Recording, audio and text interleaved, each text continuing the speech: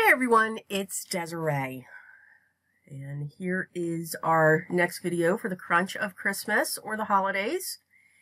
I'm starting out by cutting my panel with a Gina Marie Designs die. It's a double stitched around the edges, and you can see as you get smaller it's on both sides, so it's kind of interesting.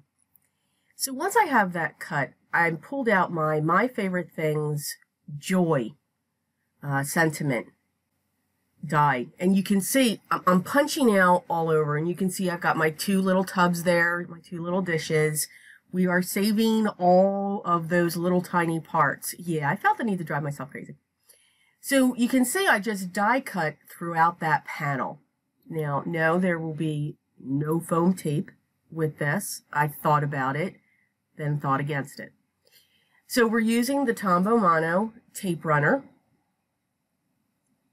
and just putting tape all over, and then I'm setting it down on another panel. I did die cut it, but I just needed it to be a base. And now we have fun with the puzzle. So I chose 4 different shades of blue cardstock, and these are scraps from my stash. I do believe that they are Recollections, but I cut it out because now we're going to do a gradient of those colors. Lightest is going to be at the top, so I only needed one of those, and then as we move down, it's going to get darker. I could have put the adhesives, the tape runner adhesive on the panel that I put my top one down on, and I did think about that, but it's strong adhesive, but I wanted to make sure that we had a good bond, so I chose to use my art glitter glue. I'm using my Tim Holtz picker to make sure that they're set in place. And here's where all of those pieces come into play. So you've got to remember what goes where.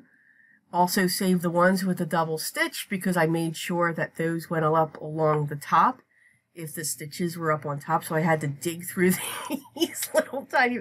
I felt the need to drive myself crazy. And if you all try it, you're coming with me. This was a lot of fun. Die Inset is really a lot of fun, and you can do some really, really neat things with it. So this is just one. I wanted to try it out. This is the first time that I've done this, so of course I've got to make it the most difficult process. And not difficult, but lengthy. Very lengthy. But I do have to say, while it did take some time, I'm going to say it took me about 20 minutes to puzzle piece all these pieces in. But that's also because I couldn't remember what went where. Some of them were upside down. I had to pull them back out. So I made it worse for myself. While I did separate them by color, I should have separated them by size as well. But it would have been the same amount of time. So I did really enjoy this when it comes to this process. As I said, I can see a lot of different types of dies, especially those that are coming out now. Simon Says has done a great release when it comes to animal characters, and they're really cute.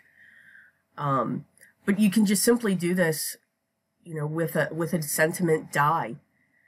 So this is what it looks like. You can see we've got the gradient going down. I'm putting on the final touches. Yes, you will see, I know the camera's not picking it up, but I just, you know, want to let you know that there is glue spots going all throughout this because the glue was oozing out on the sides or anything else. And what I have found that I like to use to get rid of any glue residue or around the edges, there's an eraser out there. It's an adhesive eraser. It's rubber. They use it for masking. And this did the trick. Again, first time I used this, absolutely wonderful. It didn't damage, oh, I pulled off that one piece. But it didn't damage any of the work that I did or anything like that. So this is something I would definitely say to have in your tool supply. It's only a couple dollars, so it's very inexpensive. we're going to trim off the edges. Yes, all that work, and we're going to trim off the edges. That's okay. All the main work is in the center of this. And once we have all of that trimmed, we are going to prop that up onto a piece of fun foam. Again, I'm really liking the fun foam. One, it covers the entire back, gives it a better stability, and it saves money. I mean, we love to craft. We want to keep it going. So absolutely, let's find ways to make it cheaper. This here tape that I'm using, I actually got at Joann's. They are actually growing their paper crafting section. And I'll link the name of the company. But for like 30, I think it's 30 yards, and it's 1/4 inch, 1/2 inch, it's $2. So I use this, I specifically use that tape when I'm connecting my fun foams to the back and to my card bases for my cards. It's wonderful. It's got a huge bond to it. When you think it wouldn't, it really does. But again, this is what I use it for.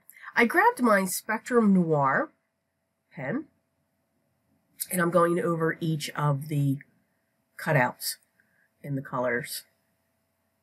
So this was our card for today during what I'm calling the holiday crunch time. I hope everyone is enjoying or has enjoyed their holidays. This is the close-up of the card we did.